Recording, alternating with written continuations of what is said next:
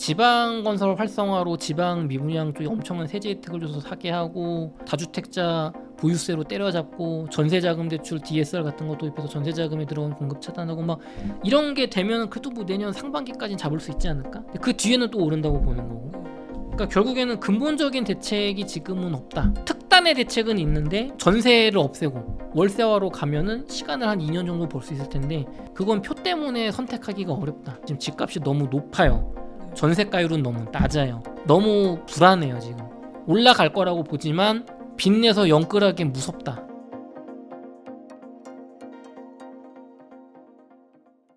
안녕하세요. 오늘 인터뷰 진행을 맡은 김혜연입니다. 오늘은 부동산과 비트코인, 그 시장의 전체적인 흐름 살펴보고 어떻게 투자 전략 세우면 좋을지 남덕현 이사님과 함께 이야기 나눠보겠습니다. 이사님 안녕하세요. 안녕하세요. 네, 간단하게 소개 좀 부탁드립니다. 네, 저는 거인의 정원 출판사라고 책 내는 출판사의 마케팅 이사를 하고 있고요. 2015년 이후로 부동산 투자를 해온 10년차 부동산 투자자 그리고 비트코인 투자자이기도 합니다. 반갑습니다. 네, 이사님 최근 부동산 시장 분위기 어떻게 흘러가고 있을까요? 지금 부동산 시장은 6.27 대책 이후에 제가 뭐 지난달에도 말씀드린 것 같은데 까르보나라 불닭이다. 6.27 대책이 생각보다 맵지 않다. 라고 말씀드렸잖아요. 그러면서 후속 대책이 공급 대책이나 어떤 세금으로 부자들 때려잡자 집 못 사게 만드는 대책이 제대로 된 게 안 나온다면 기껏해야 두세 달 뒤에 집값이 올라갈 거다. 일시적인 처방이라고 제가 말씀드렸는데 지금 그렇게 되고 있어요. 후속 대책이 되게 미흡하게 나오면서 지금 부동산 시장은 강남은 사실 상승폭이 줄어든 거지 상승을 계속 해왔거든요. 계속 상승하고 거래량은 확 줄었어요. 거래량은 3분의 1 수준으로 6월달 거래가 한 10,000건 됐으면 7월달은 한 3,000건 지금 8월은 집계 중이니까 그 정도 3분의 1 수준으로 거래량이 줄었지만 강남 상급지들 신고가 나오고 있고 서울의 하급지 경기도의 중상급지 한 9억대에서 12억대 되는 아파트들이 지금 풍선 효과로 야금야금 가격이 오르고 있고 지금 부천, 부평, 인천으로 집값 상승이 번져 나가고 있는 그런 상황입니다. 그리고 거래량은 줄었지만 야금야금 계속 오르고 있다. 그렇게 좀 말씀드릴 수 있을 것 같아요. 근데 정부가 9월 초에 공급 대책을 발표하겠다고 했는데 그거에 대해서는 어떻게 생각하고 계실까요? 지금 시선이 두 가지예요. 제가 이재명 정부가 들어서고 조금 기대했던 거는 문재인 대통령 정부와 좀 다르게 생각을 좀 많이 하고 준비를 했을 수도 있다라고 생각을 해서 첫 번째 대책이 되게 중요하다고 했잖아요. 그래서 뭐 월세화 얘기도 하고 여러 가지 말씀드렸는데 지금 나오는 것만 봐서는 문재인 정부 시즌2의 가능성이 좀 더 높아졌다. 왜냐하면 조금 준비를 잘 했다면 첫 번째로는 공급이 3년 동안 너무나 서울 수도권이 부족한 상황에서 주식 세법 개정을 저렇게 내지 않았을 거예요. 대주주 양도세 50억에서 10억으로 낮추고 배당 분리과세를 굉장히 시장 기대치에 나쁘게 내면서 부동산에서 주식으로 이번 임기는 주식이 한국의 대세인가 했던 분들이 역시 한국은 부동산이야. 주식은 메리트가 없어. 아니 25% 세금 낼 거면 미국 주식 22% 내지 한국 주식 왜 해? 대주주 돼서? 그렇게 정책이 나왔거든요. 부동산 정책도 공급 대책이 뭐 특단의 대책이 나와야 될 판인데 무슨 뭐 유휴부지나 저기 뭐 동사무소 리모델링해서 1층짜리 동사무소가 있는데 요거 다시 지어서 10층짜리로 만들고 위에 9개 임대주택 뭐 저렴하게 분양하겠다. 이거는 뭐 지금 부족한 공급량에 택도 없거든요. 그러니까 사람들 생각이 그거죠. 별 생각이 없다. 그냥 그때 규제해가지고 이렇게 잠깐 올리고 뭐 지방 활성화 요 정도로 갈 것 같다라는 의심이 되게 커져가다 보니까 그래서 지금 기대 이하이다 보니까 집값도 계속 올라가고 있는 상황이죠.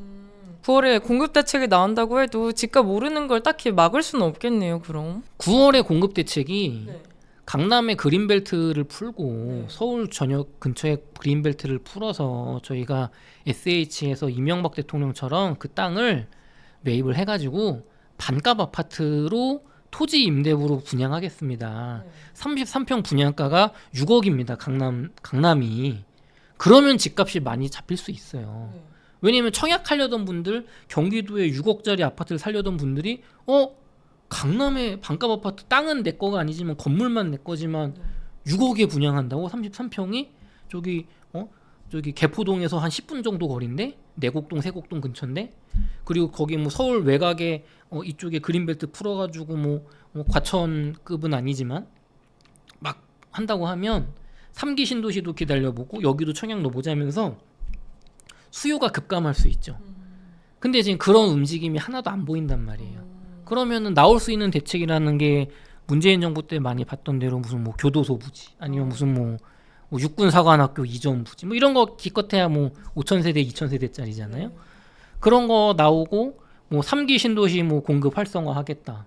그런 거는 이미 다 해봤던 거잖아요. 그러면은 뭐 재개발 재건축 특단의 대책으로 국가가 재개발 재건축을 분담금 5억 들어서 못 가는데 국가가 지분을 매입해가지고 거기 사시는 분들 분담금 빵원으로 하게 해줄게요. 재개발 재건축 조합만 만드세요. 국가가 대출을 뭐 어떤 기관 SH를 만들어서 그 지분을 30% 사고 공짜로 줄게요. 그 대신에 나중에 집할 때 30%는 국가에 헌납하세요. 뭐 이런 특단의 대책이 나오면 공급이 뭐 엄청 잘 갈 거 아니에요. 재개발 재건축이.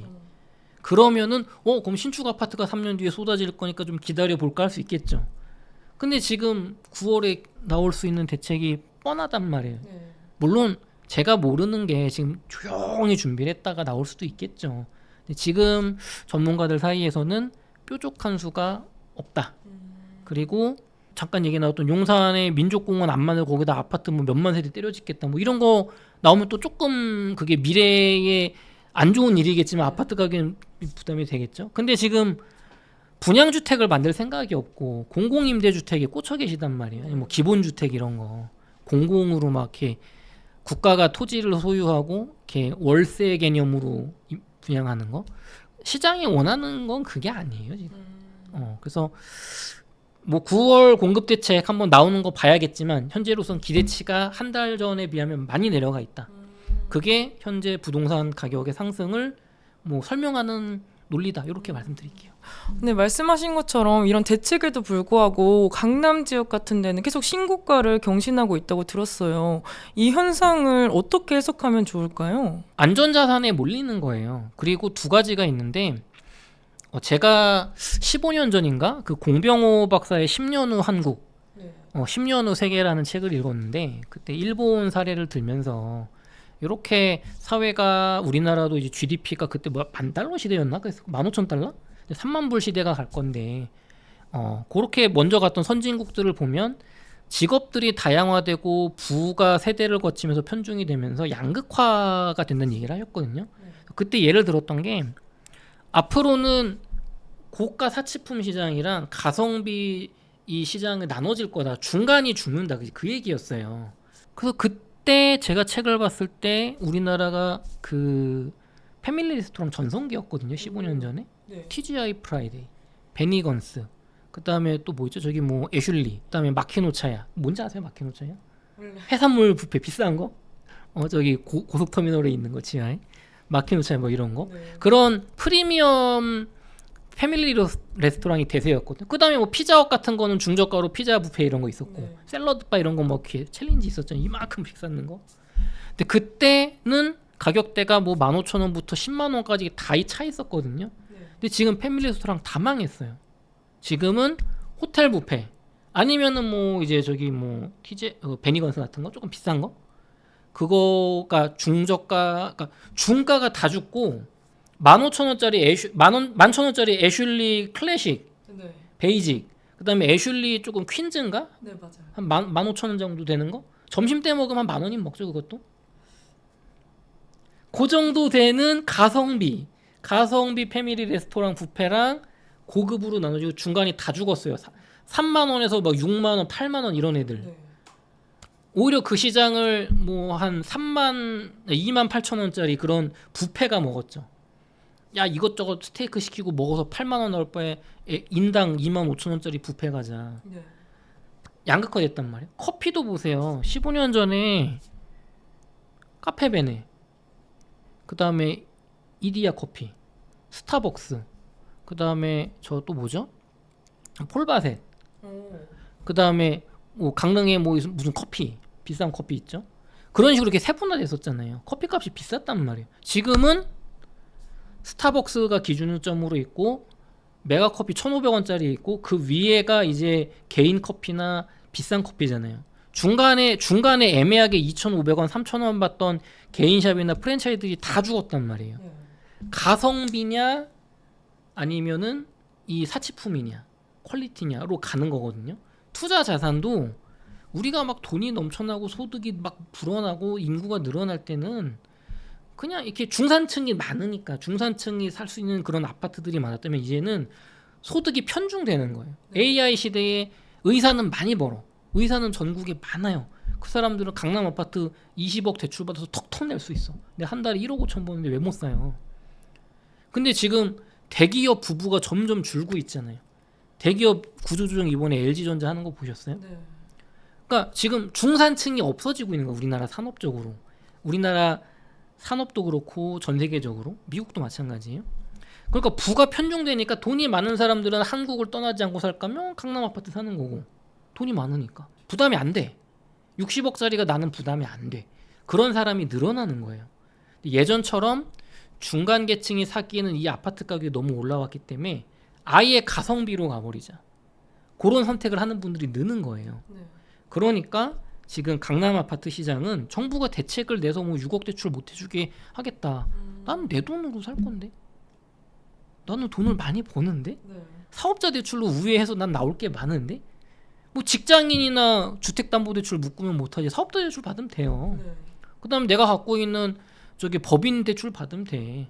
아빠 땅 저기 담보대출 받으면 돼요.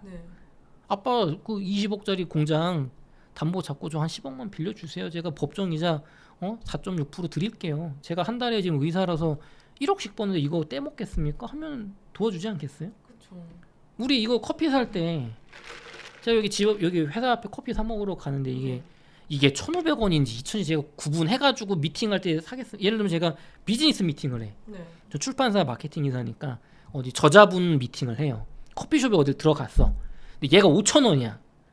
그럼 제가 안 사요? 비싸다고? 비즈니스 미팅할 땐 사요. 중요한 자리잖아요. 근데 저 개인적으로 갈 때는 좀 메가커피 1,500원짜리 먹거든요. 근데 내가 살지 우리 자녀들을 키우고 애를 키우고 이 보금자리 중요한 집을 살 때는 어느 정도 비싸더라도 내가 감당 가능하면 부자분들은 그냥 돈 50억이든 60억이든 사는 거예요. 그러니까 그분들 레벨은 그게 무리가 아닌 거예요. 사실 이거는 여러분 10년 전에 2013년 15년 요때로 돌아가면 그때도 강남 아파트 떨어졌다고 하지만 그 하이엔드 시장은 조금 떨어지고 금방 회복했어요. 그런 시장이 있어요. 근데 그게 이제 강남 아파트로 번진 것 뿐이지. 옛날에는 무슨 재벌들 사는 그런 무슨 막 저택 같은 거 있잖아요. 그런 게 이제 내려온 거예요. 그래서 결론적으로 말씀드리면 부동산 대책이 강남 아파트 가격을 잡으려면 부자분들이 강남 아파트 가격이 떨어질 것 같다. 그러니까 내가 이걸 살 수 있지만 지금 사는 것보다 뒤에 사면 한 10억 싸게 사겠다라는 확실한 이유가 있어야 돼요. 제가 아까 말씀드린 대로 강남의 그린벨트 풀어가지고 한 2만 세대를 반값 아파트로 6억에 분양하겠습니다가 나오면 이명박 정부 때 그걸 당해봤거든요. 부자분들이. 반값 아파트를 했었어요. 3억 5천 막 4억에 분양했어. 강남 아파트를. 그러니까 6억 나는 여기 강남에 6억인데 여기는 4억에 분양해. 그럼 누가 이걸 6억 주고 사요 낡은 거를? 그러니까 그때는 부자분들도 저것 때문에 내게 빨리 못 오르겠네. 그럼 굳이 서두를 필요가 있나 사는 거를? 그 이유가 지금 없잖아요. 그런 거 안 하고 무슨 저기 동사무소 위에 임대주택 만들겠습니다. 그러면은 그래 뭐 그런 거 해라. 내 강남 아파트는 문제 없겠네. 이제 그런 얘기입니다. 압구정 현대 재건축으로 안 하는데 반포가 최고지 지금. 왜냐 압구정 현대 재건축을 안 시켜주니까. 3.1주공 5단지 재건축을 안 시켜주니까 지금 진주 미성 크로바 재건축한 저 올림픽공원 옆에가 난리 나는 거고 둔촌주공이 난리 나는 거잖아요. 여의도 재건축을 안 시켜주니까 지금 부자들이 사고 싶은 새 아파트가 없잖아요. 그러니까 흑석동 가고 노량진 가고 거여마천 뉴타운 가고 그런 거잖아요. 어떻게 보면 우리는 지금 문재인 정부 박원순 시장 시절에 10년 전에 했던 재개발 재건축을 억누르고 인건비나 공사비가 상승하기 전에 재개발 재건축을 안 했던 그 이제 부작용을 지금 겪는 시기죠. 그러니까 이걸 아는 부자들 입장에서는 이걸 싸게 팔아야 될 이유도 없고 비싸게 지금 사지 말아야 될 이유도 사실 없어요. 그냥 돈 되면 사는 거예요.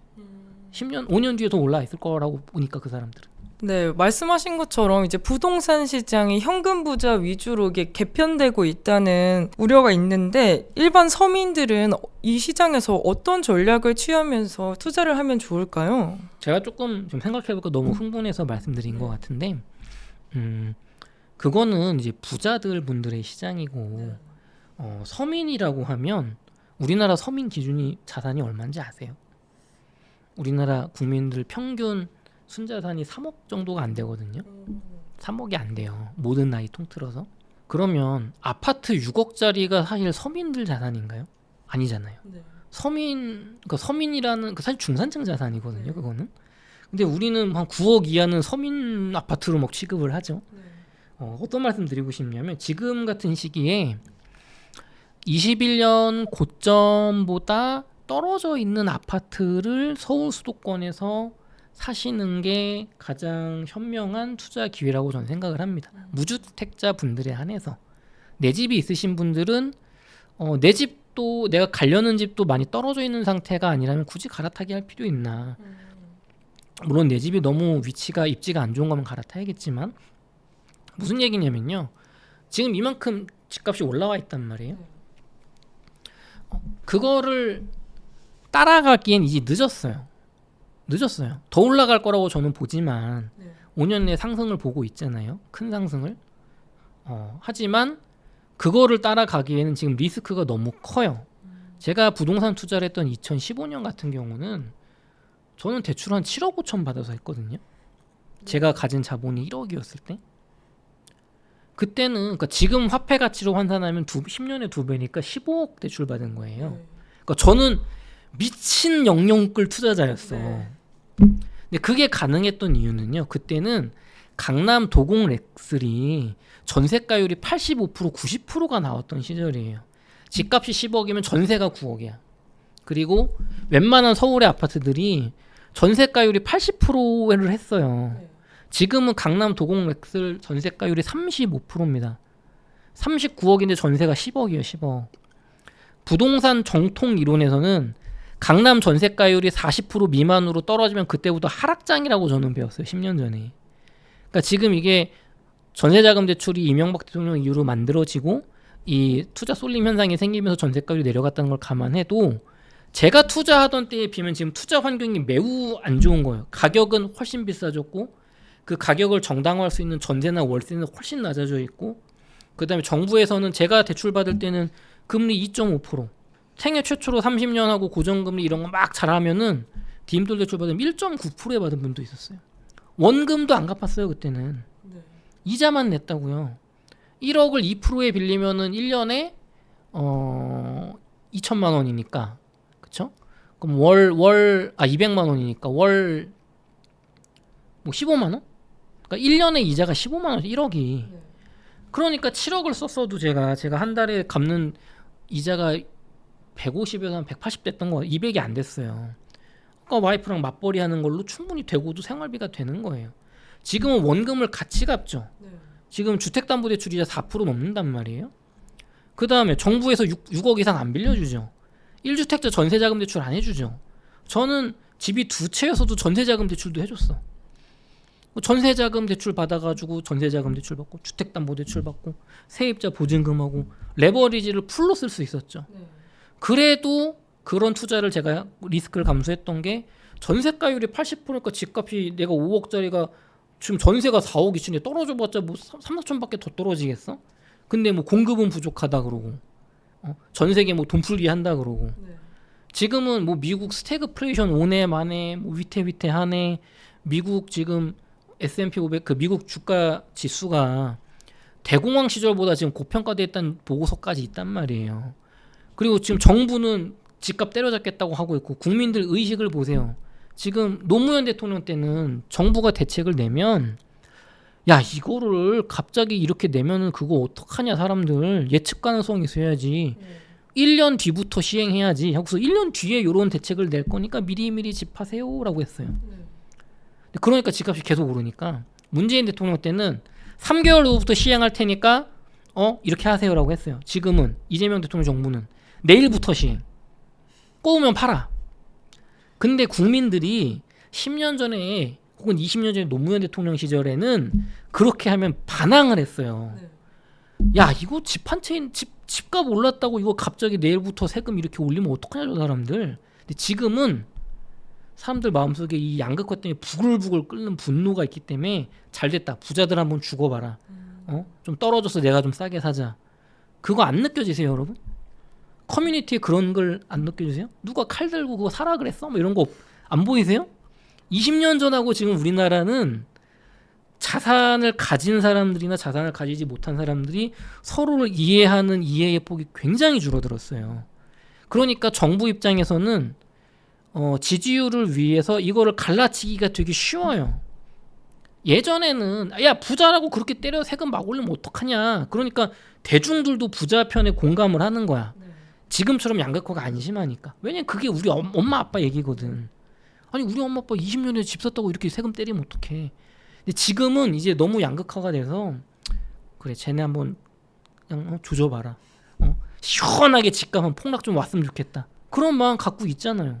그러면은 이거는 그만큼 제가 투자할 때보다 리스크가 커지는 거예요. 정부가 표를 위해서 활용할 가능성이 있다. 그렇기 때문에 서민 투자자분들은 서울 수도권 중심으로 GTX 호재가 있는 곳 지역 중심으로 6억에서 9억 이하 정도 아파트 사셔라. 가능하면 뭐 6억 이하가 좋다. 전 그렇게 말씀드릴게요. 일단 내 집 마련은 지금 하셔야 됩니다.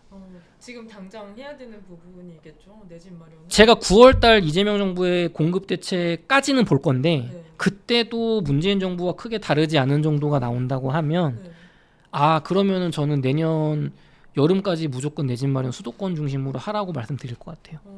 평택조차도 하라고 말씀드릴 것 같아요. 평택이요? 네, 평택조차도. 그러니까 요번 대책이 되게 중요해요. 9월 나올 대책이 정말 중요해요. 그만큼. 근데 이제 금리 인하 기대감도 본격화되면서 많은 분들이 대출을 해서 적극적으로 이제 활용할까 하시는 분들도 많을 것 같아요. 이런 게 서울 수도권 아파트 값에는 어떤 영향을 미칠까요?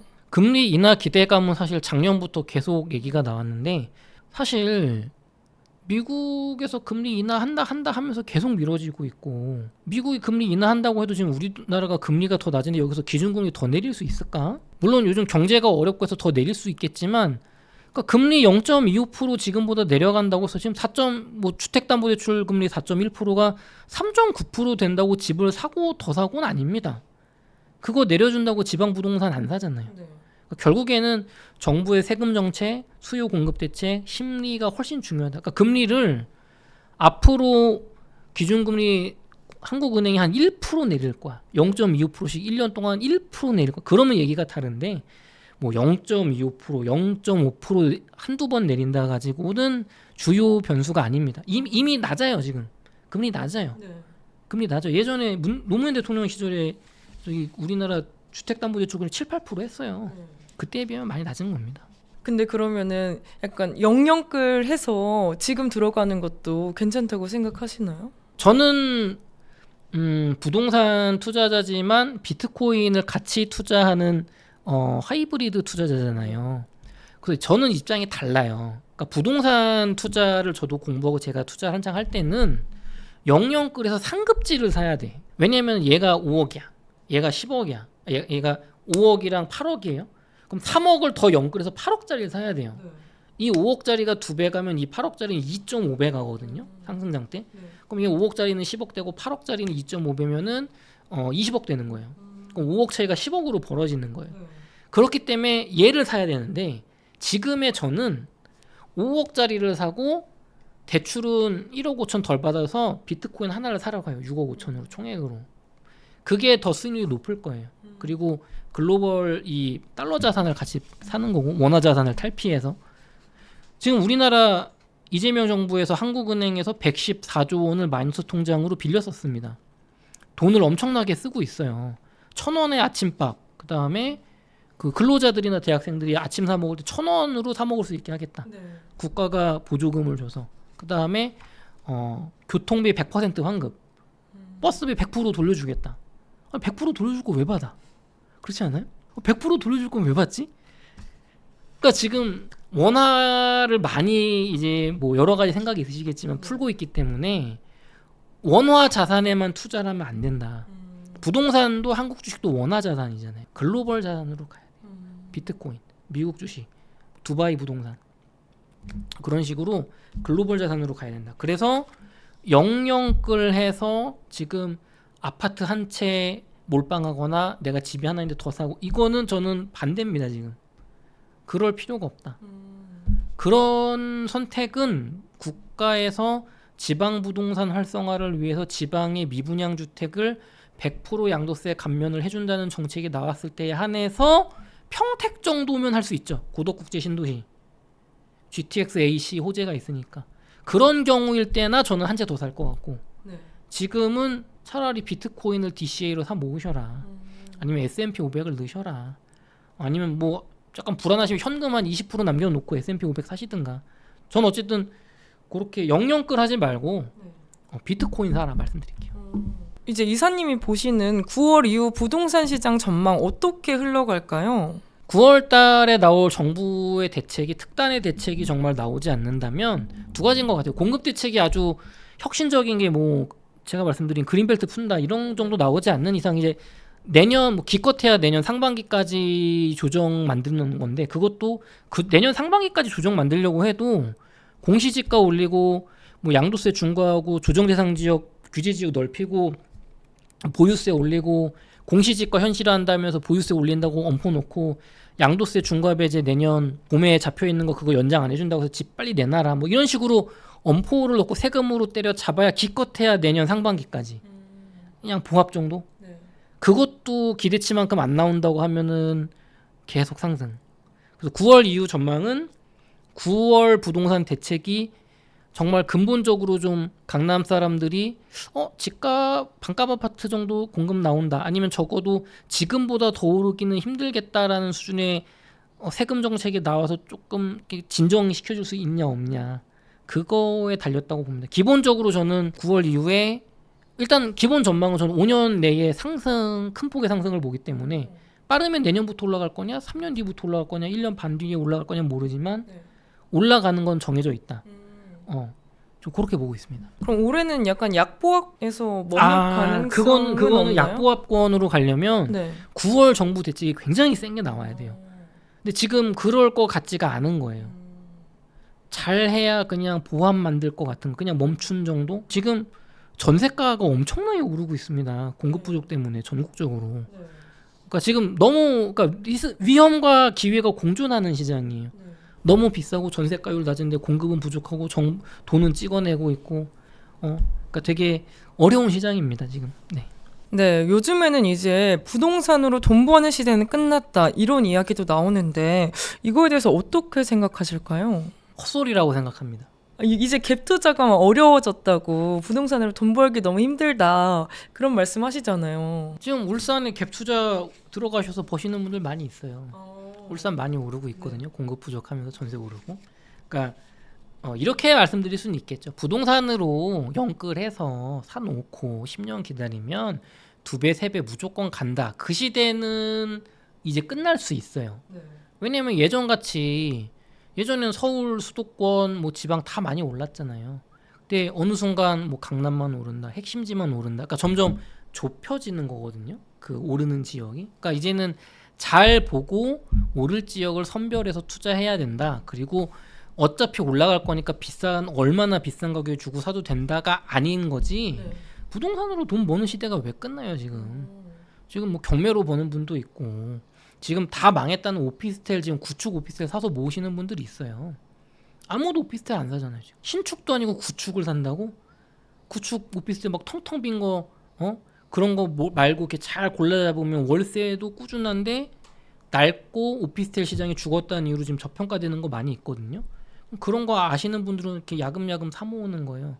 그럼 상승장 후반부에 한탕 크게 벌려고. 그러니까 결국은 어떤 투자 분야든지 부동산뿐만 아니라 주식, 비트코인, 알트코인, 뭐 선물 옵션, 채권 시장 다 돈 버는 방법이 있어요. 버는 사람은 봅니다. 근데 쉽게 버는 시대가 점점 끝나가고 있다. 왜냐면 이제 이 자산 자체의 매력도가 떨어지고 있으니까.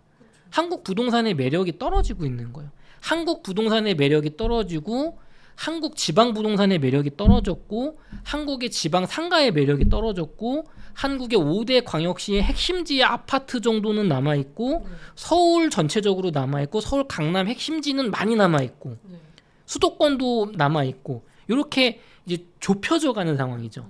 대한민국의 폭발적인 성장이 이제 끝나가면서 올해 경제 성장률 0.7% 예상한대잖아요.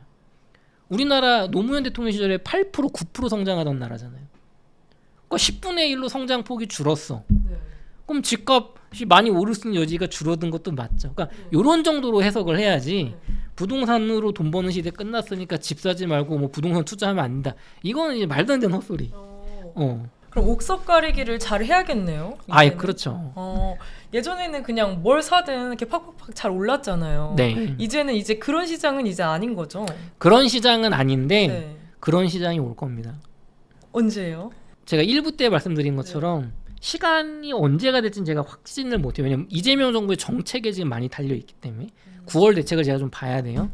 하지만 5년 내로 빠르면 내년부터 서울부터 출발을 할 거예요. 그래서 결국에는 문재인 정부 때 보셨던 그런 미친 상승장이 서울 수도권 그리고 지방 광역시 정도까지는 갈 겁니다. 그게 안 갈 수가 없어요. 사실 이미 가고 있어요. 이미 저기 갭 투자 잘하신 분들은 벌고 있어요. 울산에 벌고 있어요. 근데 지금 왜 그런 걸 권하지 않냐면 정부에서 다주택자 취득세 양도세를 규제를 하고 있기 때문에 지금 들어가선 재미가 없어. 예전에 규제가 없을 때 여러 채 들고 있던 분들은 재미가 있지만 아니면 뭐 법인 내가지고 법인 임대사업자로 사고 팔고 정도는 재미가 있지만 지금 일반 개인분들이 할 상황이 아니란 말이야. 근데 만약에 정부에서 서울 너무 많이 오른다 지방으로 돌리자 해가지고 지방에 메리트를 많이 주면 그때는 또 지방 아파트가 뜬다면서 막 이 영상들이 나올 거예요. 그러니까 결국에는 부동산으로 돈 버는 시대 끝나지 않았습니다. 집값이 이제 오르던 내리던 이제 내 집 마련을 이제 해야 된다고 말씀 주셨잖아요. 그럼 갈아타기를 무리해서라도 하는 건 어떻게 생각하실까요? 저는 무조건 반대입니다. 무리해서 갈아타지 말고 그 돈으로 비트코인 사라. 어느 정도 근데 제가 사는 곳이 별로면 그것도 갈아타지 않고 그냥 거기서 계속 사는 게 지금으로선 가장 좋은 선택일까요? 아니죠. 이렇게 볼 수 있죠. 내가 사는 곳이 그러니까 제가 지역을 말하면 참 이게 욕을 먹으니까 지금 강원도 삼척의 아파트 신규 분양가가 8억이라고 해요 지금. 그럼 8억이면 삼척이 최선일까? 서울에 8억이면은 재개발 재건축 투자 들어갈 수도 있고 경기도에 8억이면은 저기 파주 운정신도시 초역세권 살 수도 있거든요. 아니 뭐 동탄에 살 수도 있고 아니면 서울도 살 수 있고. 그러니까 같은 돈으로 더 좋은 선택지가 있냐 없냐 따져볼 수 있잖아요. 그러니까 내가 가지고 계신 아파트가 객관적으로 입지가 떨어져. 그러면은 같은 가격인데 입지가 좋은 곳으로는 당연히 갈아타야죠. 가격이 같잖아요. 어차피 비과세로 팔 거고 취득세 조금 나올 거 아니에요. 1,000만 원. 근데 그게 아니고 내 거보다 상급지를 가려고 내 걸 팔고 몇 억을 대출받아서 사는 거는 반대한다는 거예요. 왜냐면 상급지 이미 더 올라와 있거든요. 수도권이라고 하면. 제가 뭐 대구 삽니다. 그런 분들은 괜찮아요. 평택 삽니다. 괜찮아요. 평택의 외곽인데 제가 평택 외곽인데 지금 이거 1억을 이거 팔고 1억을 보태서 평택에 저기 초역세권 평택 8학원 옆으로 가고 싶습니다. 뭐 그런 건 오케이예요. 왜냐면 상급지 갈아타기는 하락장이 하는 거거든요. 상급지랑 요폭이 줄어드니까. 근데 지금 말씀하시는 거는 서울 수도권에 이미 출발한 애들을 내가 지금 출발 안 한 걸 가지고 팔고 대출 이만큼 받아서 따라간다는 얘기잖아요. 그건 반대죠. 근데 이제 나중에는 또 더 오를 수 있으니까 지금 갈아타는 게 좋은 선택 아닐까 이런 생각도 드는데 그건 아닌가요? 마용성이나 서울, 그러니까 서울의 이 한강변 벨트나 중구, 뭐 신도림, 뭐 강동구, 뭐 이 정도 이렇게 그냥 여러분 뭐 소위 중급지라고 말하는 지역들 같은 경우는 강남 오를 때 따라 오를 건데 지금 많은 분들이 생각하는 게 그거잖아요. 강남만 오른다, 뭐 핵심지만 오른다. 그러니까 핵심지로 가야 된다 그 논리잖아요. 그럼 반대로 생각을 해봅시다. 앞으로 핵심지만 올라요. 핵심지만. 그러면은 내가 핵심지의 아파트 투자를 지금 영끌해서 할 때 그 돈으로 S&P 500에 10년 묻으면은 뭐가 더 벌까를 생각해 보시고 비트코인도 생각해 보시고 내가 꼭 강남 사야 돼? 지금 한국 부동산보다 상승률이 훨씬 좋았던 두바이 부동산 반값으로 사는 게 나은 거 아니야? 또 생각을 해보시고 그리고 강남이 계속 올라요. 강남만 올라. 잠실, 뭐 마용성 거기만 올라. 그러면 마포구가 20억짜리가 40억이 됐어. 그 위에 서울역에 있는 사람들은 15억짜리가 한 푼도 안 올랐어요. 근데 내 옆에 20억짜리는 40억이 됐어. 그러면 진행자님 같은 경우는 여기는 한 10분 지하철로 한 두세 정거장 더 가면 15억이야. 근데 여기는 40억이야. 그러면 25억을 아껴가지고 저기 비트코인 사거나 미국 주식 사면은 25억이면 우리 3% 이자면 얼마일까요? 한 달에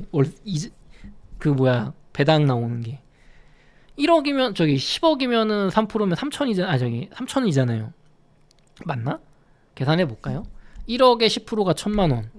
그렇죠? 3%니까 300만 원. 10억이면 3천만 원. 20억이면 6천만 원. 25억이면 7,500만 원. 7,500만 원을 12로 나누면 한 달에 600만 원. 아니 그러면 3% 은행에 넣어도 월 600만 원씩 나와요. 그럼 두 정거장 더 가고 서울역 근처에다가 15억짜리 하나도 안 놓는 거 사고 한 달에 650만 원씩 이자 받는 게 낫지 않아요? S&P 500에 미국 주식에 넣으면 5% 배당 나올 텐데 SCHD 이런 거 넣으면 그럼 한 달에 1,000만 원씩 나오는데 그렇게 생각하지 않아요? 그렇죠. 그럼 내가 저기 마용성에 40억 됐으면 그거 팔고 이쪽으로 이사 가지 않겠어요? 그러니까 수요가 결국엔 퍼져 나가는 거예요. 그렇게 핵심지만 오를 수가 없어요. 핵심지만 오른다는 건 진짜로 강남만 올라. 강남만 올라. 잠실도 안 올라. 그 해외에 여러분 필리핀 같은 데 가보시면 특정 동만 올라요. 그러니까 정말 나라가 망하고 부동산이 망하면 부자들만 모여 사는 그 동네만 올라요. 나머지는 안 올라. 그 정도로 이게 좁아지는 거예요. 근데 지금 많은 분들이 주장하는 내가 요 집 요거 팔고 상급지 가겠다. 그러니까 여러분이 대치동 이상 갈 수 있으면 오케이인데 지금 그 정도 뭐 40억 이상 가려는 분들이 얼마나 있겠어요. 뭐 20억짜리 팔고 20억 대출로 해서 뭐 반포 끄트머리라도 입성하겠습니다. 뭐 하세요. 선택이죠. 지금 뭐 어차피 얘기하시는 거는 5억짜리 팔고 10억짜리 집 갈 거예요. 15억짜리 팔고 25억짜리 이 얘기잖아요. 그렇죠. 그거는 오르는 상급지만 오르는 시대가 오면 그 아파트들은 안 오르고 떨어질 수 있어요, 여러분. 오히려. 그러니까 그거를 건다는 건 상급지가 오르고 중급지가 오르고 하급지가 오르는 그 사이클이 반복될 거라고 믿는 거야, 사실은 그것도. 그러면 낙수 효과로 지금 여러분이 가지신 5억짜리도 사실 오른단 말이에요. 근데 그 5억짜리가 지방에 있는 5억짜리는 안 오르지만 서울 수도권에 제가 뭐 늘 강조하는 교통이 좋은 그런 호재가 있는 지역에 5억짜리는 오른단 말이에요. 대표적으로 제가 말하는 뭐 김포 한강 저 걸포 북변역에 있는 아파트나 동탄역이나 파주 운정역 근처 그런 아파트들 파주 운정역 옆에 뭐 저기 교화마을 그쪽에 가면 무슨 효자촌 뭐 이런 거 있어요. 2005년에 지은 거. 3억이면 사요. 30평대 아파트. 그거 GTX역에서 20분 거리라고 3억대예요.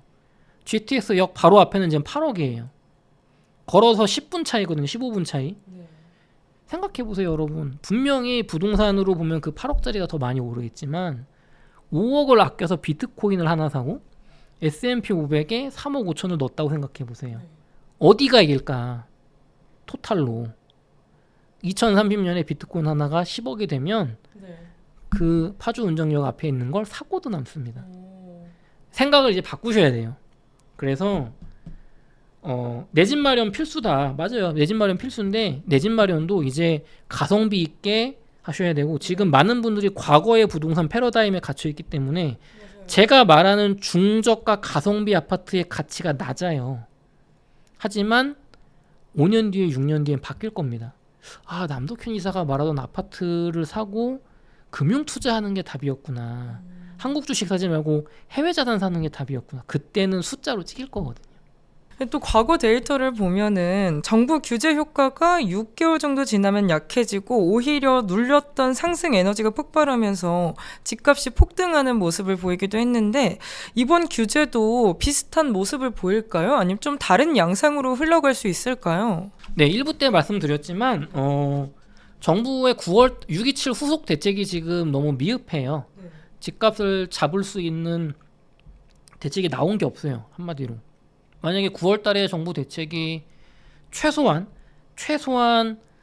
서울 경기도권에 그래도 어떻게든 공급 물량을 신도시로 만들어낸다던가 그래도 어떻게 면피라도 할 수 있으면 뭔가 뭐 명분이라도 줄 만한 공급이 좀 가시적으로 보이게 하면서 지방 건설 활성화로 지방 미분양 쪽에 엄청난 세제 혜택을 줘서 사게 하고 다주택자 보유세로 때려잡고 전세자금 대출 DSR 같은 거 도입해서 전세자금에 들어온 공급 차단하고 막 이런 게 되면 그래도 뭐 내년 상반기까지는 잡을 수 있지 않을까?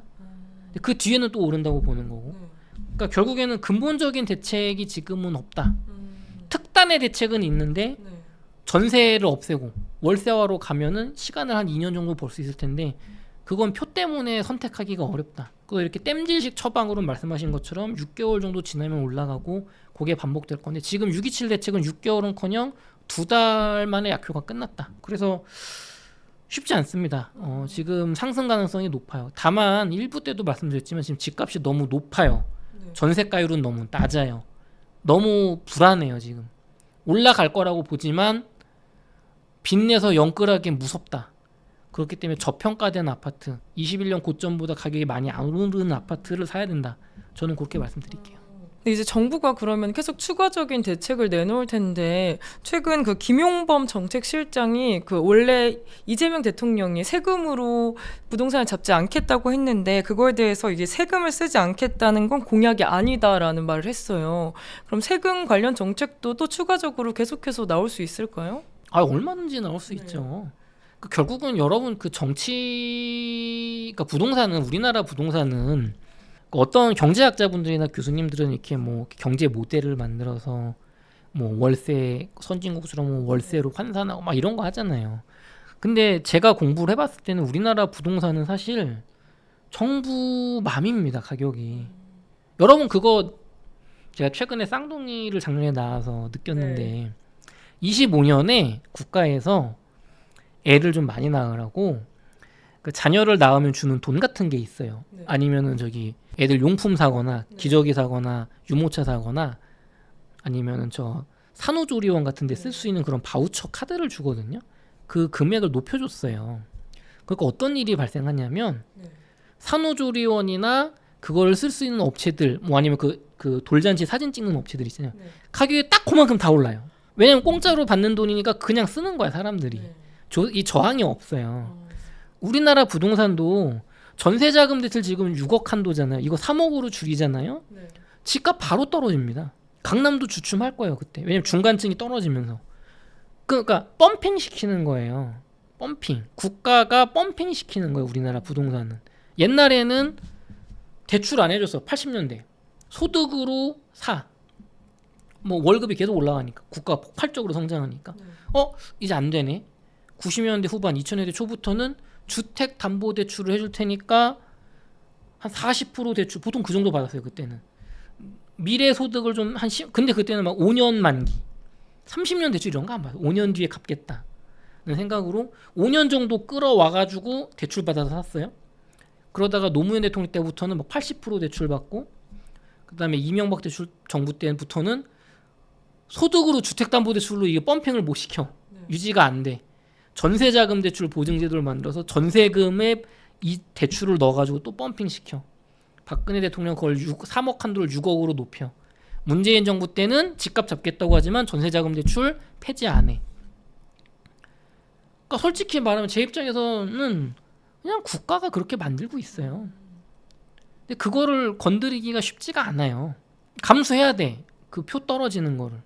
나는 지금 6억 전세자금 대출 받아서 9억짜리 아파트 내 돈 3억으로 잘 먹고 잘 살고 있었는데 대출 다음 이제 2년 만기 뒤에 3억밖에 안 해줍니다. 그럼 나는 빌라 가야 돼요. 그 사람이 표를 찍어 주겠어요? 그러니까 유지하거나 9억으로 올려주는 거지. 전세금 폭등하면. 그거를 내가 긴 안목으로 선진국 월세 시장으로 가야 되겠다고 바꿀 대통령이 있냐. 첫 번째. 두 번째는 그렇게 지금 바꿀 때냐. 그렇게 바꾸면 우리나라 재개발 재건축 하나도 못 가요. 월세 시장화 되면은 집값 상승이 몇 년 동안 제한될 거거든요. 지금 서울과 수도권에 낡은 재개발 재건축 해야 되는데 문재인 대통령 시절과 박원순 시장 10년 시절에 그걸 안 했다. 그러니까 그때 했어야지. 집값 폭등할 때 했어야지. 인건비 쌀 때 했어야지. 최저임금 올리기 전에 했어야지. 지금처럼 인플레이션 오고 공사비 올라가기 전에 했어야지. 지금 노란봉투법하고 중대재해법하고 그게 옳다 그르다의 판단이 아니고 이건 비용의 상승이란 말이에요. 그냥 산업적으로만 보면 그렇잖아요. 그러면 공사비는 더 올라갈 텐데 그럼 재개발 재건축할 때 분담금 더 올라갈 텐데 그럼 어떡할 거예요? 그럼 집값을 더 펌핑 시키거나 더 올라갈 거라고 기대를 하고 더 빌려주거나 아니면 기업형 임대로 가야 돼, 해외처럼. 근데 이제 지금 그런 긴 안목으로 보고 있는 게 안 보이는 거예요, 제 눈엔 지금 국가 위정자분들이. 그러니까 그냥 땜질식 처방하다가 문재인 정부 시즌2 될 가능성이 점점 높아지고 있다. 그래도 지금 새 정부니까 9월에 나올 대책이 그래도 제대로 된 거 하나 나오면 야, 그래도 아직 생각이 있구나 이 사람들. 기대해 볼 수 있지 않을까. 아직은 제가 기대하는 거예요. 하지만 불안한 거지. 근데 내년에 또 이제 선거가 있는데 9월에 엄청나게 강한 대책이 나오긴 힘들지 않을까요? 아니죠. 내년에 지금 이제 지역단체장 선거잖아요. 뭐 도지사 뽑고 이런 거. 그리고 2028년에 이제 총선이 있고. 그러니까 국회의원분들 입장에서는 28년까지 집값을 어떻게든 잡아야 돼. 쉽지 않아요 지금. 그러니까 특단이 나와야 돼. 대선은 2030년이에요. 국회의원분들 입장에서 2030년까지는 상관없어요. 내가 당선되는 게 중요하잖아. 내 간판이. 그러면 이제 민주당은 잡아야 되고 국민의힘은 올라주면 좋죠. 쟤들이 못 잡아서 우리가 해야 된다. 노무현 대통령 그것 때문에 넘어갔죠. 문재인 대통령 그것 때문에 정권 교체됐죠. 집값 폭등해서. 그러니까 민주당은 총선까지는 잡아야 돼요. 국회의원들은. 그래야지 내가 민주당 간판으로 당선되잖아요. 근데 와, 이거 쉽지 않은데. 근데 이제 내년 6월에 있을 지방선거는 그때까지는 세금으로 때려잡자 해도 조금 잡을 가능성이 있어요. 그러니까 그거까지는 그래도 도지사나 지역단체장들은 또 우리 사람들이 또 시의원 선거도 있잖아요. 거기까지는 이제 세금 정책 때려잡자로 잡을 수 있으니까 그래도 그때까지는 좀 이렇게 조정의 여지가 아직은 남아있다고 봐야죠. 오르면 또 센 거 나오고 조정 대상 지역도 있고. 근데 본질적으로 공급 문제가 해결되지 않으면 집값을 잡기는 그냥 어려운 상황이겠네요. 이제 그거를 막으려면 제가 말씀드리는 특단의 대책으로 월세화를 가고 전세제도 없애버리고 집 사면은 돈을 못 벌고 떨어진다라는 거를 보여줘야 돼요. 한국은 부동산 투자야. 근데 부동산 투자하니까 망하네? 를 보여줘야 투자 수요가 확 줄죠. 그래야지 공급이 이렇게 부족한데도 투자 수요를 더 줄이면 가격은 내려갈 수 있잖아요. 근데 얘는 표를 떨어뜨린단 말이에요. 그러니까 이거를 안 건드리고 어떻게 하냐 이거. 공급을 안 늘리는데. 그리고 이거는 또 지금 이재명 대통령이나 민주당만 비판할 수가 없는 게 박정희 대통령 이후에 전두환 대통령 시절에 정권이 약하니까 세종으로 수도 이전 안 하고 서울 발전 정책을 했단 말이에요. 88 올림픽 하면서 서울 집중화가 커졌는데 그때 한번 놓쳤죠. 그 다음에 노무현 대통령이 세종 수도 이전하려고 할 때 관습 헌법이라는 말도 안 되는 조선시대 때부터 서울이 관습적으로 서울이었으니까 수도 이전 못한다 이런 말 같지도 않은 판결을 내려가지고 막았잖아요. 그때 열린우리당이나 그쪽도 동조했단 말이에요. 그리고 서울의 기득권들도 막았단 말이에요.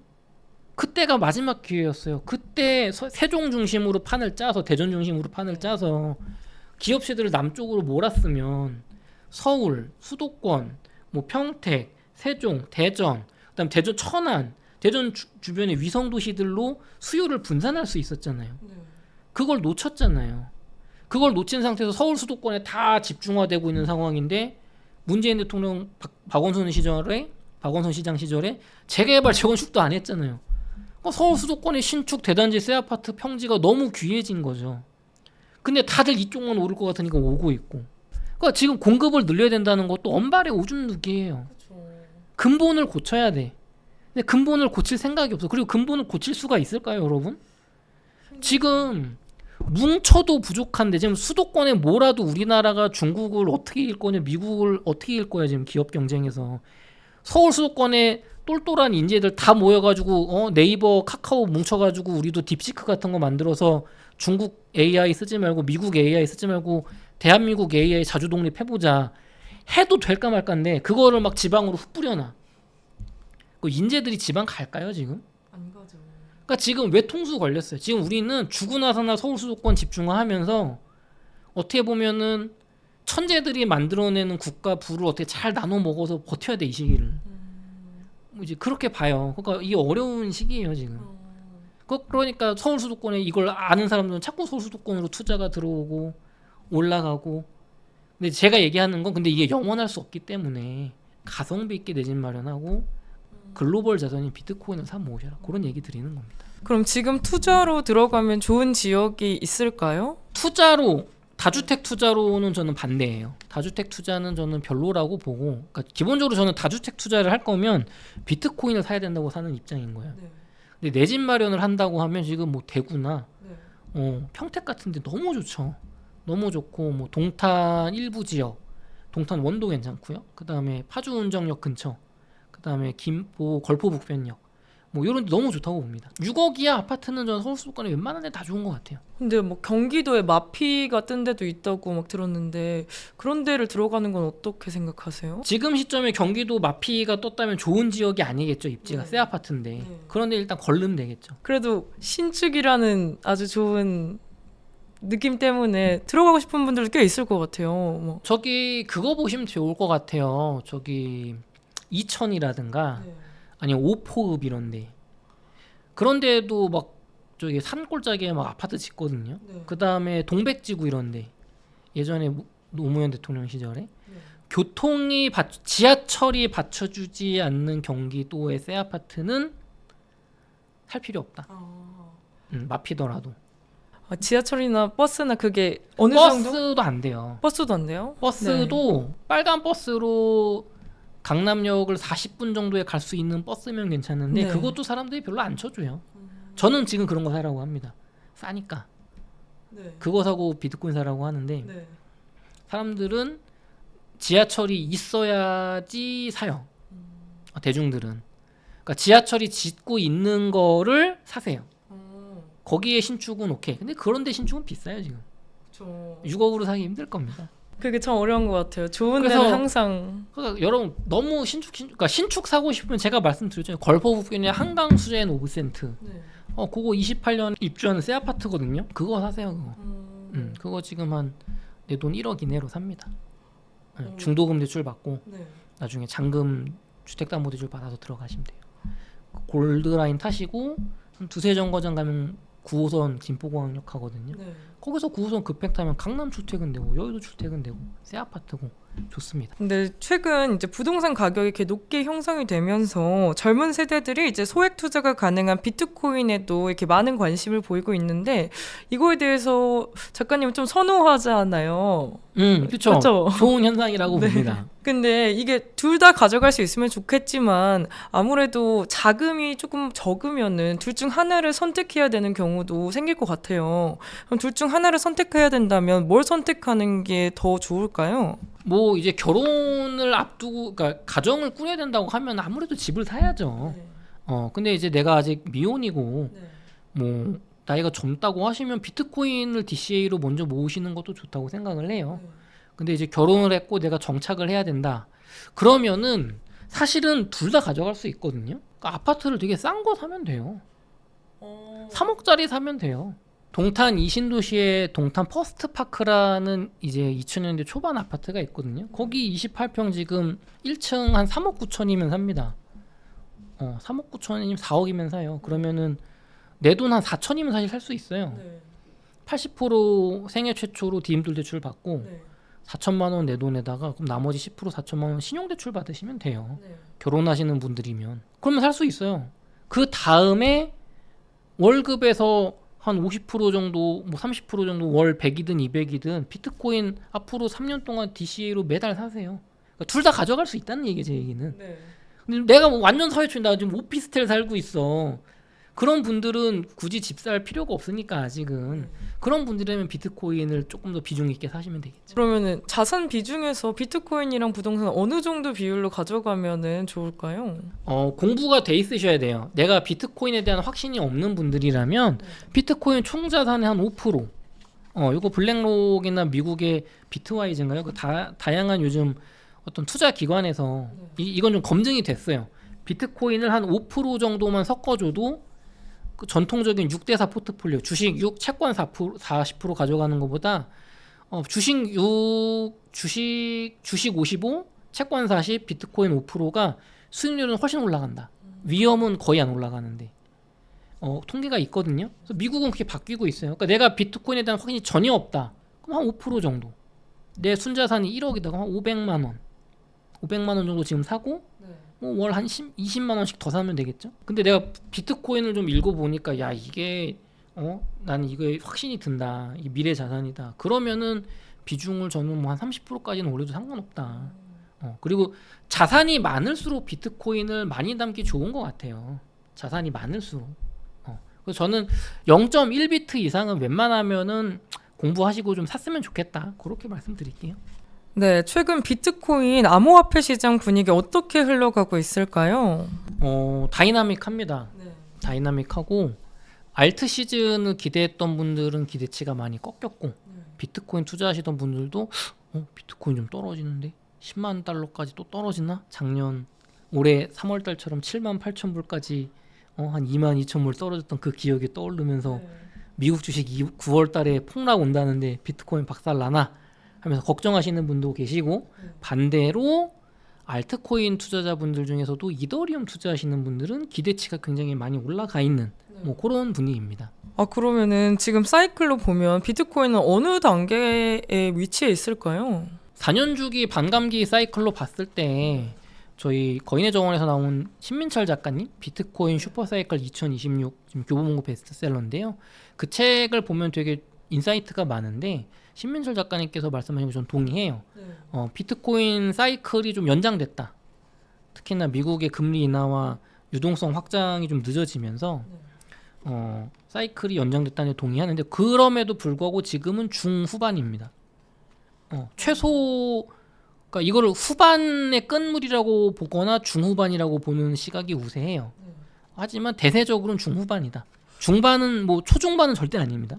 비트코인이 말씀하신 것처럼 이게 조금씩 내려가고 있어가지고 많은 분들이 이거 10만 달러 밑으로 내려가면 어떡하지? 이런 생각 많이 하실 것 같아요. 그래서 9월에 막 조정이 온다 뭐 이런 말도 많이 도는데 이사님 어떻게 생각하세요? 제가 미리 말씀드리는데 저는 비트코인 전문가가 아니고 여러분과 같은 비트코인 투자자 입장에서 말씀드리는 거예요. 저는 부동산 전문가지 비트코인은 전문가란 타이틀을 달 만큼 제가 이렇게 능력이 있는 게 아니니까 제 얘기는 참고만 하시고요.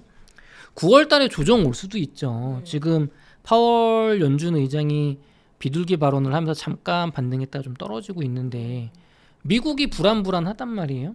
근데 그거 뭐 어떻게 맞춥니까? 9월에 떨어질지 올라갈지. 제가 진짜 솔직하게 말씀드려 볼게요. 오늘 여러분. 작년 11월에 알트 불장 온다. 트럼프 대통령 되고 나서 왔어요 안 왔어요? 안 왔죠. 올해 1월 달에 진짜 취임하면 알트 불장 온다. 왔어요 안 왔어요? 올해 2월에서 3월 사이에 비트코인 7만 8천 불까지 떨어질 때 10만 불에서 비트코인 시즌 종료했다는 말 나왔어요 안 나왔어요? 대세가 비트코인 끝났다였죠. 그러다가 비트코인 다시 11만 달러 가니까 4월 달에서 한 6월 달 사이에 무슨 얘기했어요?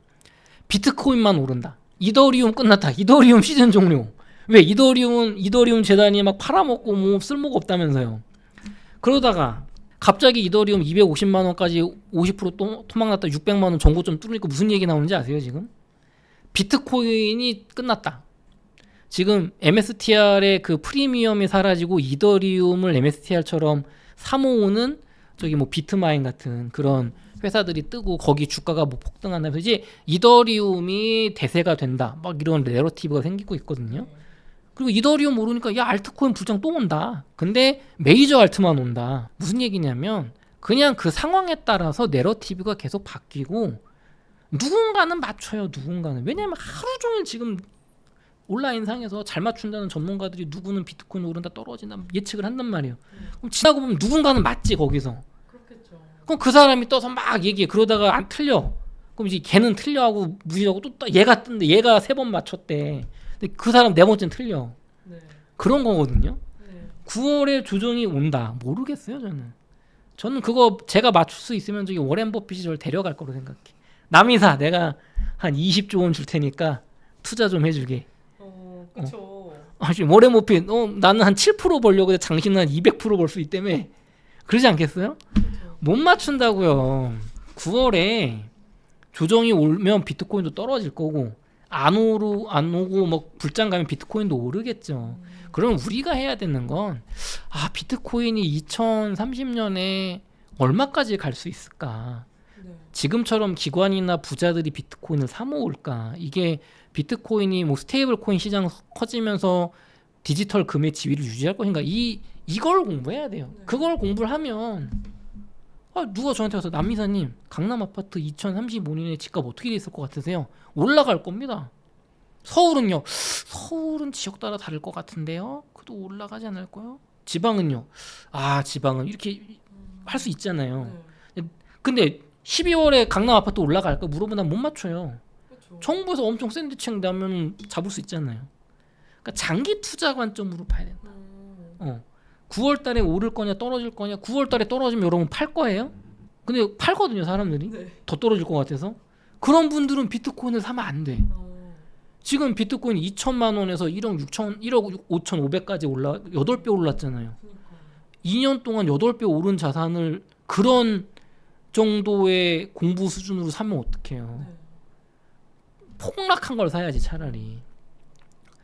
근데 지금 떨어질 때 내가 기회다고 더 사모을 수 있는 사람이 사야지. 나는 30년, 35년을 보는 투자자니까. 그러니까 이런 단기적인 거에 흔들리지 마시고 내가 흔들린다면 덜어내야 돼. 내가 내 능력 그릇에 비해 너무 많이 갖고 있는 거예요. 내가 한 500만 원 들고 있어요. 근데 한 50만 원 떨어졌어. 막 미치겠어 뭐 이럴까요? 5천만 원 들고 있으니까 마음이 콩닥콩닥 한 거예요. 내가 감당할 수 있는 수준으로 그러면 뭐 원금 왔을 때 좀 덜어내셔라. 그리고 공부를 하셔라. 그렇게 말씀드릴게요. 그럼 하락장이 왔을 때 어느 정도까지 가격이 빠질 수 있을까요? 뭐 저도 잘은 모르지만 트레이더분들의 대체적인 예상은 뭐 11만 달러선, 10만 달러선, 특히 10만 달러선이 지지선이 될 거다라고 많이 보시고 계세요. 지금 파시는 비트코인들이 예전에 막 11달러에 샀던 한 10,000원 정도에 샀던 분들이 많이 팔고 있다고요. 올드 고래들이. 그런 물량 막 소화하려면은 그만큼 많은 돈이 필요한데 일단 지금 대체적으로 그래도 괜찮은 신뢰성 있는 전문가분들 예상은 비트코인 뭐 10만 달러 선은 사수하지 않겠냐. 뭐 일단 요게 조금 대세적인 얘기 같아요. 근데 말씀하신 것처럼 이제 하락장에서 막 더 사모으기가 참 어렵잖아요. 이 하락장에서 일반 개인 투자자가 어떻게 대응하고 대처할 수 있는 좋은 전략이 있을까요? 돈이 많지 않은 분들은 전 대응을 못 한다고 봅니다. 내가 한 3억 있어. 비트코인 한 2억 샀어. 떨어졌어. 그럼 1억을 더 넣어. 이거는 대응이죠. 네. 근데 내가 이제 한 300만 원 있어. 비트코인에 몰빵 쳤어. 영끌 해가지고 1억 6천 샀어. 네. 근데 2천 떨어졌어. 여기에 300만 원 물 탄다고 뭐 티가 나나요? 그러니까 애초에 그럼 1억 6천을 넣으면 안 돼요. 내가 그게 불안한 사람이면. 근데 오를 것 같아서 넣었는데 떨어졌을 때 300을 기꺼이 물 탈 수 있는 분이면 얘기가 다르죠. 네. 그분은 오히려 내가 돈이 없어서 이거밖에 물을 못 타네라고 후회할 거예요. 그러니까 그 정도로 공부가 돼 있어야 되고 하락장이 왔을 때 여러분 네. 저라면은 그냥 꾸준히 매달 들어오는 월급의 일부를 앞으로 한 3, 4년 동안 계속 사 모으겠어요. 내가 공부 확신의 크기가 커질수록 좀 더 DCA로 사는 투자금을 늘릴 것 같고 부동산이 많이 오른 분들은 조금 주택담보대출한 5천 받아서 넣어볼 수도 있을 거고. 근데 내가 공부가 안 됐으면은 공부를 하세요. 더 물타지 마시고. 예. 근데 이게 아까 말씀해주신 것처럼 이제 스테이블 코인이 위상이 점점 올라오고 있잖아요. 그런 시장에서 이제 비트코인이 자기 위치를 뭐 잃을 수도 있다. 뭐 이런 말씀하시는 분도 많은데 이사님 생각은 어떠세요? 저는 스테이블 코인하고 비트코인의 성격을 좀 다르게 봐요. 지금까지도. 그러니까 저는 제가 동의를 아직 못하는 부분은 비트코인 한 개가 35년에 120억 간다. 이거는 제가 아직 동의를 못해요.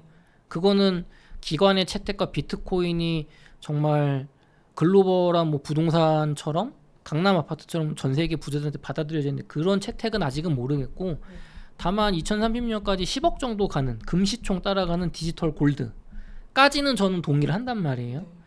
그것만 깨지지 않으면 저는 투자를 하는데 알트코인은 여러분 달러 같은 거기 때문에 물론 거기서 이제 디파이라 같은 걸 만들어 가지고 이제 상품을 만들어낼 건데 그래도 결국에는 이거는 발행량이 계속 늘어나는 돈이잖아요, 돈. 그러니까 지금 결국 달러 스테이블 코인이냐 달러 지폐냐의 차이지 돈은 계속 풀린단 말이에요. 그럼 그 늘어나는 돈을 어딘가에 구매력을 저장하는 수단이 필요한데 전통적으로는 그게 은이었는데 부동산이었는데 지금은 비트코인이 더 각광을 받고 있는 거죠. 그러니까 저는 요거는 변하지 않을 거라고 봐요. 다만 비트코인이 화폐를 대체할 수 있다. 예를 들면 이더리움이 할 수 있는 거를 비트코인이 다 할 수 있다. 흡수할 거다. 뭐 이런 주장도 있어요. 그거는 안 될 수도 있죠. 달러 스테이블 코인하고 이더리움 진영이 뭐 RWA 같은 뭐 이런 것들을 잘 버무려서 금융공학을 잘 만들어서 이쪽에 더 분명히 돈이 될 거거든요. 그런 쪽이 충분히 장악할 수 있지 않나. 그러니까 비트코인을 금 정도로 끝나고 얘는 이제 성격이 끝. 활용성이 별로 없어. 그 정도는 저는 뭐 주장할 수 있다고 봐요. 근데 그거는 어떻게 될지는 아직은 모르죠. 누가 알겠습니까? 그럼 작가님 비트코인 미래 어떻게 생각하세요? 좋다고 봅니다. 저는 2030년까지 네. 비트코인 10억 될 거라고 봅니다. 8억에서 12억 사이. 그럼 작가님은 중간에 막 조정장이 있어도 우선 2030년에는 비트코인이 10억 이상 아니면 10억 언저리까지 갈 수 있다고. 네, 저는 그렇게 생각합니다. 그 이유가 뭘까요? 뭐 여러 가지 이론이 있어요. 파월러 이론이라는 것도 있고 뭐 글로벌 M2 통화량 이론도 있고 뭐 4년 반감기 사이클 이론도 있는데 가장 큰 거는 지금 제가 말씀드리는 주장이 2015년에 반포자이를 2억 5천만 원에 갭 투자하면서 13억짜리를 11억 전세 갭 투자하면서 나는 반포자이가 지금 11억이지만 얘는 한 40억 될 수 있을 것 같다 10년 뒤에 라고 하면은 이상한 사람이라고 했겠죠. 아니 2억 5천 갭 투자하면서 30억을 벌 수 있다고? 10배 버는 거잖아요. 예? 근데 지금 반포자이 얼마 합니까? 반포 원베일리 얼마니까 강남 아파트 60억 해요. 지금 100억 간다고 하잖아요. 제가 2016년에 신도림에 있는 현대 3차 아파트 2억 6천에 사고 1년 뒤에 2억 5천에 전세를 줬거든요. 1,000만 원 갭 투자했어요. 3년 뒤에 5억 2천에 팔았단 말이에요. 3년 만에 내가 1,000만 원 넣어서 2억 6천 벌었어. 2,600% 수익인가요? 26배. 3년 만에. 아니, 가능해요. 그런 시장이 있어요. 비트코인도 그럴 수 있다고 보는 거예요, 저는. 그러니까 그거를 공부를 하고 동의가 되면 투자를 하는 거고 동의가 안 되면은 안 하는 거죠. 근데 단순히 10배 오르는 게 말이 되냐? 지금 알트코인 시장에는 하루에 30배 오르는 것도 있는데 비트코인 선물로 하시는 분들은 100배도 버는데 물론 그거를 제가 권하는 게 아니에요. 그런 거 하면 안 돼요. 우리 같은 사람은 하면 안 돼. 저도 그거를 할 능력과 재력이 안 돼서 안 해요. 위험하니까. 수익이 크다는 건 리스크가 큰 거니까. 그러니까 여러분이 공부를 통해서 저처럼 비트코인의 위험성이 과장되었기 때문에 리스크가 적은데 수익률이 좋은 거다라는 데 동의가 되시면 투자를 하시는 거고 나는 공부를 해봤는데 동의가 안 돼. 리스크가 크고 위험한 자산이야. 라고 하시면 투자를 안 하거나 투자금을 한 5%만 하면 되는 거죠. 근데 요즘에 또 비트코인은 약간 하락세를 타고 약간 좀 지지부진한 모습 계속 보여주고 있는데 이더리움이 계속 막 오르고 있었잖아요. 그래서 많은 분들이 이제 뭐 비트코인은 이제 끝이고 이제 이더리움의 시대다. 그런 약간 기사들이 많이 떠요. 비트코인에 있는 돈을 빼서 이더리움으로 갈아타시려는 분들도 꽤 있는 것 같아요. 작가님은 그거에 대해서 어떻게 생각하세요? 반대입니다. 반대. 비트코인에 계속 있는 게 가장 좋을까요? 애초에 투자가 잘못된 거예요. 내가 비트코인에 대한 확신이 그 정도밖에 없었으면 그분은 이더리움 갔다가 이더리움 말고 솔라나가 뜬다 이더리움도 떨어지고 이제 뭐 이더리움 자체가 아니라 이더리움 트레저리로 이더리움을 보유하고 있는 주식으로 투자해 돈 번다는 논리가 만들어 그때 또 팔고 갈아탈 거예요. 그러니까 내가 확신이 있어야 돼. 비트코인이면 비트코인이고 이더면 이더고 아니면 둘 다 가져갔어야지. 예를 들면 이런 거 이제 내가 비트에 확신이 있는데 이더가 조금 더 좋아지는 구조적인 변화가 있는 것 같아요. 공부해볼까? 비트에서 한 10% 팔아서 이더는 갖고 있어. 이런 거는 좋은데 막 비트 다 팔고 가거나 갑자기 비트가 떨어졌는데 손절치고 간다거나 그러면은 내가 진짜 이더리움을 제대로 공부한 게 맞나? 그 이더리움이 좋다고 말하는 인플루언서나 스피커들의 논리를 그냥 그대로 받아들이고 있는 건 아닌가? 비트코인도 어쩌면 내가 공부 안 하고 이해 안 하고 그냥 그런 사람들 말만 듣고 좋을 거라고 하니까 산 건 아닌가 의심해 봐야 돼요. 오히려 저라면 내가 그런 마음이 든다면 내가 비트코인 얼마나 공부했지? 내가 진짜 이거 50% 반토막 나도 그때 버틸 수 있나? 내가 그 정도로 공부했나? 그거를 저는 점검할 것 같아요. 오히려 내가 그렇게 마음이 흔들린다면. 여러분 MSTR이 지금 최고라고 했던 게 1년도 안 됐어요.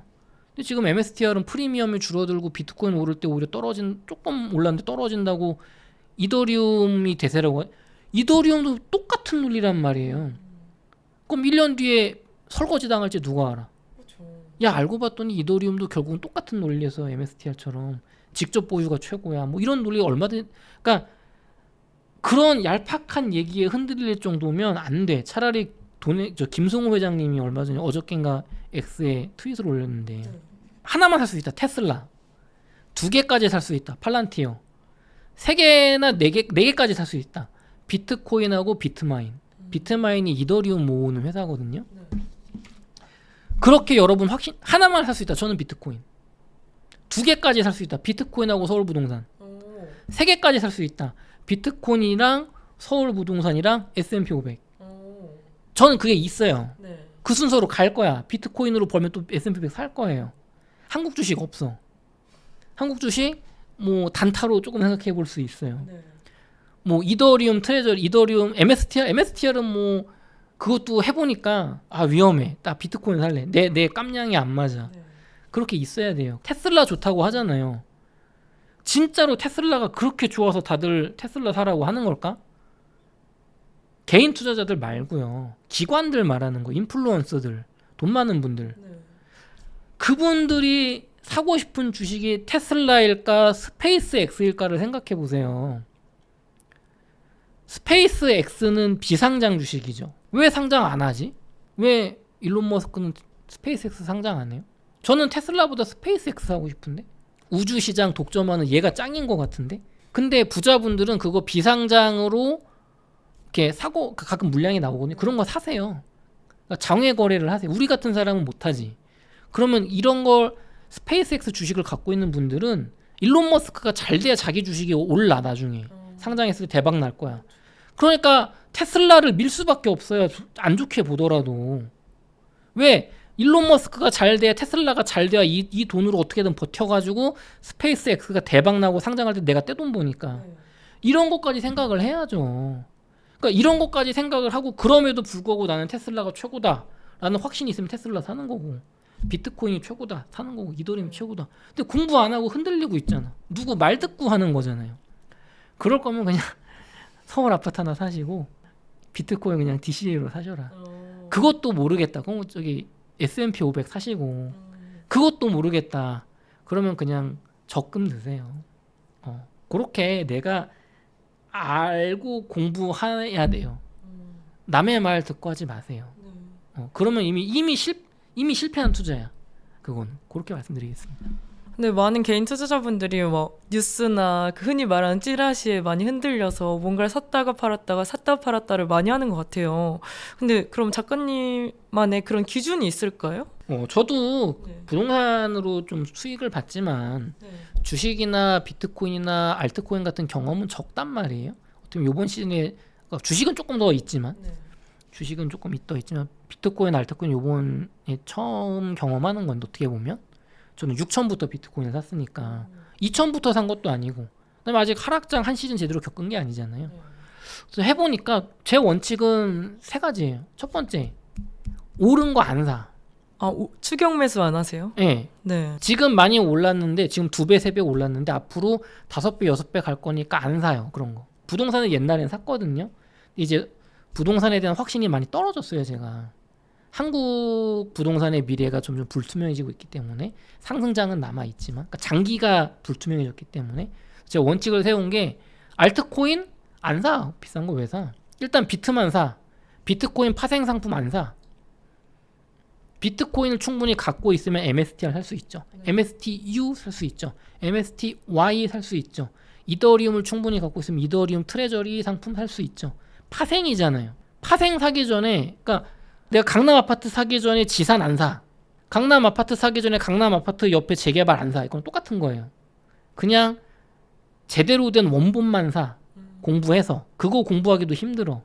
근데 그 원본이 비싸면 안 사. 비싸면 DCA로 한 달에 얼마씩 그냥 꾸준히 몇 년 사. 그렇게 방침을 세웠어요. 그러니까 비트코인이 지금 내가 한 3억 있는데 비트코인 더 오를 거니까 지금 3억을 넣을 거냐? 아니요. 저 같으면 30%. 1억은 넣고 2억은 4년 동안 사도록 세팅을 해놓겠어요. 그렇게 시간의 축을 늘리면 중간값으로 사니까 하락이 나올 때. 그리고 부동산도 오른 거 안 사. 떨어진 것만 사고 그것도 내가 되게 유리할 때만 사. 그거 더 오르면 어떡합니까? 기회는 또 옵니다, 여러분. 여러분 팔란티어 1년 반 전에 $10할 때 사신 분들 있었고요. 그 다음에 뭐 비트마인 그것도 기회 있었고요. 리게티 컴퓨팅, 그 다음에 뭐 테슬라, 비트코인, 뭐 알트코인 계속 기회는 와요. 왜냐면 금융 세력들이 계속 만들어낸단 말이에요. 네. 부동산도 야 지금 지산 안 사면 망한다고 했지만 지산 지금 쳐다도 안 보잖아요. 또 지산 보는 시대가 오고 돌고 돕니다. 그러니까 첫 번째 단기간에 많이 오른 거 그냥 무조건 안 사. 내가 그 정도 공부가 안 됐어. 트레이딩 안 해. 4848 안 해. 네. 121선 깨졌다고 안 팔아. 나는 그거 능력이 안 돼. 네. 그 다음에 내가 손절치고 막 쉽게 안 옮겨. 네. 그 대신에 수익률은 떨어지죠. 근데 연평균 10% 이상 수익률이면 괜찮은 거 아니에요? 저는 이제 그런 관점으로 투자를 하고 있습니다.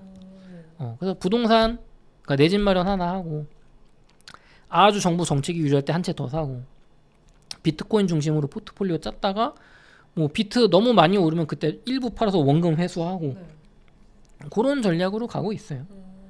제가 이더리움이나 알트코인은 그런 식으로 하겠죠. 제가 비트코인 요번에 비트코인 막 3억 됐어요.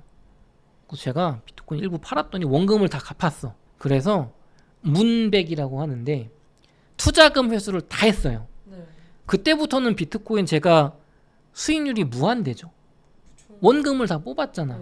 그러면은 그렇게 냅두고서 원금 뽑은 거에 일부를 이더리움이나 지방부동산 투자할 수 있죠. 그 다음에 아니면 땅 투자할 수도 있죠. 그러니까 무슨 얘기냐면 부자분들은 비트코인으로 벌었어. 그럼 일부 팔아가지고 원금 회수하고 원금 회수했거나 더 번 다음에 그 중에 일부를 위험자산에 조금 넣어요. 조금. 이더리움이 우르르 따라가는 게 아니라 비트코인으로 한 1억 벌었어. 그럼 이더리움 100만 원? 요 정도 넣어요. 내가 확신이 없을 때는. 그런 식으로 투자해서 막 세팅을 해놓는 거야. 여러 가지 자산군에 원금을 다 회수해서 내가 떨어져도 괜찮고 올라가면 무한 수익률, 그런 식의 투자도 괜찮다고 보거든요. 근데 뭐 얘기가 돌았는데 결론은 오른 건 안 사. 기회는 언제든지 와. 롱숏 안 해. 선물 안 해. 현물만 해. 그 다음에 가장 1등 자산 사. 비트코인 사. 이더리움 안 사. 이더리움은 비트코인 사고 수익금 중에 일부러 이더리움이 박살 났을 때 사겠어. 부동산? 비싼 거 안 사. 쌀 때 사. 요렇게 정리할 수 있을 것 같아요. 오늘 남덕현 이사님과 이제 비트코인 부동산 관련 이야기 나눠봤는데 가장 중요한 건 본인 스스로 공부하는 게 가장 중요한 것 같아요. 네, 그러면은 저희 성공의 진심인 구독자분들께 한 말씀만 부탁드립니다. 구독자 여러분, 저희 거인의 정원 출판사에서 나온 신민철 작가님의 비트코인 슈퍼사이클 2026 책 읽어보시면 비트코인과 알트코인 불장이 언제 올지, 그 다음에 오는 조건은 뭔지, 그때 어떤 식으로 매도를 해야 되는지 다 상세하게 적어주셨거든요. 그거 읽어보시고요. 그 다음에 경제학을 좀 내가 제대로 공부하고 싶은 분들은 비트코인 그 비트코인 스탠다드라고 굉장히 유명한 경제학자분 사이페디나모스라는 분이 있어요. 엄청 유명한 분입니다. 이 코인 세계에서. 오스트리아 학파 경제학자신데 그분이 쓴 프린시플 오브 이코노믹스라고 사이페디나모스의 경제학이라는 책을 저희 거인의 정원 출판사에서 번역을 해서 요번에 지금 서점에서 판매하고 있습니다. 되게 두껍거든요. 책이 좀 어렵죠. 아무래도 학술서니까. 근데 내가 정말로 좀 비트코인뿐만 아니라 경제에 대해서 공부를 좀 제대로 해보고 싶다. 지금은 케인지언 학파에서 오스트리아 학파로 많이 넘어가고 있어요. 비트코인이 뜨면서.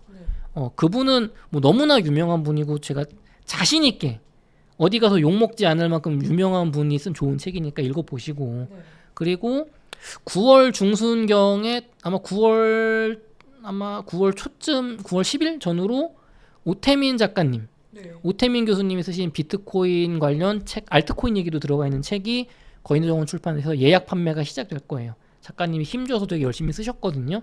그 책까지 읽어보시고 하시면 공부가 좀 되잖아요. 실전 투자 신민철 작가님 경제학 비트코인 중심의 아주 글로벌한 유명한 경제학 관점 사이페디나머스 대한민국 하면 비트코인 하면 누굽니까? 오태민 교수님 아니에요.